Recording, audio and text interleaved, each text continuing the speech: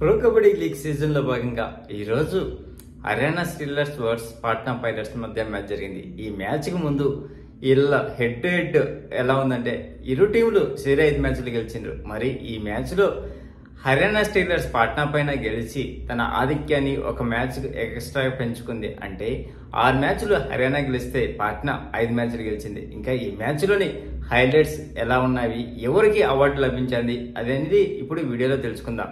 మొదటగా first half ముగిసే సమయానికి 14-26 పాయింట్ల తేడాతో హర్యానా స్టీలర్స్ ఉంది.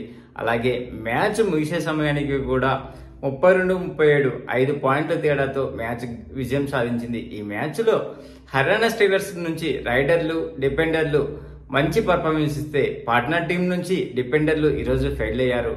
మెయిన్ ఈరోజు డిఫెండర్లు సరిగా పర్ఫార్మెన్స్ చేయకపోవడం వల్ల పాట్నా పైరట్స్ స్వల్ప తేడాతో ఓటమి చవి చూసింది. ఇంకా మ్యాచ్ లో ఎవడు ఎన్ని రైడ్లు చేశాడు, అంతేకాకుండా ఇండివిజువల్ పర్ఫార్మెన్స్ గురించి కూడా మనం తెలుసుకుందాం. ముందు రైడ్ల గురించి చూస్తే ఈ మ్యాచ్ లో హర్యానా స్టీలర్స్ 42 రైడ్ చేస్తే పాట్నా 41 రైడ్ చేసింది. అందులో రైడ్ పాయింట్ సాధించింది హర్యానా 18 పాయింట్లు సాధిస్తే పాట్నా 21 పాయింట్లు సాధించింది. అలాగే ట్యాకిల్ రూపంలో హర్యానాకు 11 పాయింట్లు సాధిస్తే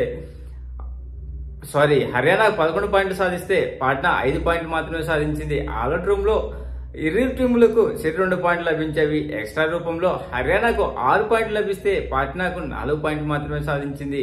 అలాగే ఈ మ్యాచ్ లో సక్సెస్ఫుల్ రైడ్ చేసింది ఇరు టీములు 16 రైడ్స్ చేశారు. అంతేకాకుండా ట్యాకిల్ రూపంలో హర్యానా 27 ట్యాకిల్స్ అటెంప్ట్ చేస్తే అందులో 11 సక్సెస్ అయ్యేవి. అలాగే పాట్నా 16 అటెంప్ట్ చేస్తే 5 మాత్రమే సక్సెస్ అయ్యాయి. సూపర్ ట్యాకిల్ 1 హర్యానా చేసింది.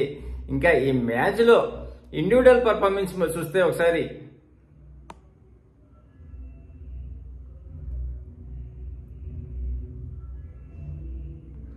ముందు పాట్నా టీం నుంచి దేవాంగ్ ఈ మ్యాచ్ లో కేవలం 7 పాయింట్లు మాత్రమే సాధించాడు. 6 టచ్ రూపంలో రాగా 1 బోనస్ రూపంలో వచ్చింది. అంతేకాకుండా ఈ సీజన్ లో ఈ యువకుడు 100 రైడ్ పాయింట్లు కంప్లీట్ చేసుకున్నాడు.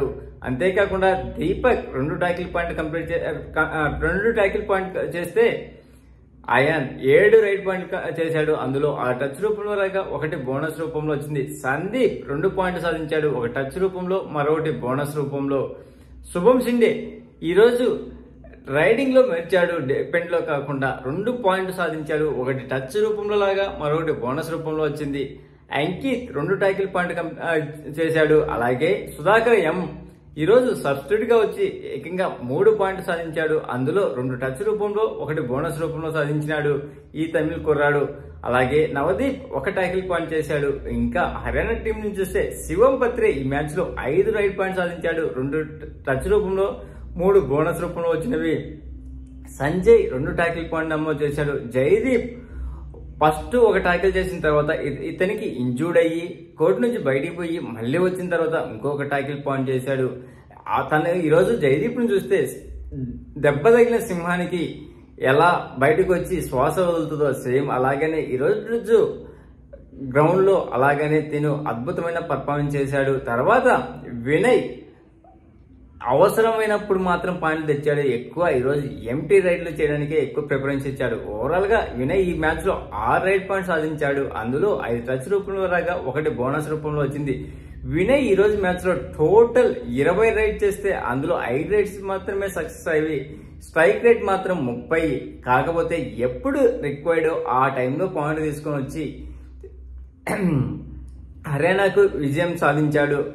అలాగే డిపెండర్ అయినటువంటి రాహుల్ ఈ రోజు మ్యాచ్ లో 5 పాయింట్స్ సాధించాడు, 1 బోనస్ రూపంలో, 4 ట్యాకిల్ రూపంలో. అంతేకాకుండా తన కెరీర్ లో టోటల్ 150 ట్యాకిల్ కంప్లీట్ చేసుకున్నాడు.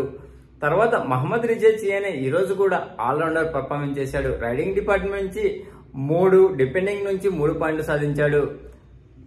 విశాల్ తట్టే 3 పాయింట్లు సాధించాడు, 1 టచ్ రూపంలో రాగా 2 బోనస్ రూపంలో వచ్చినవి.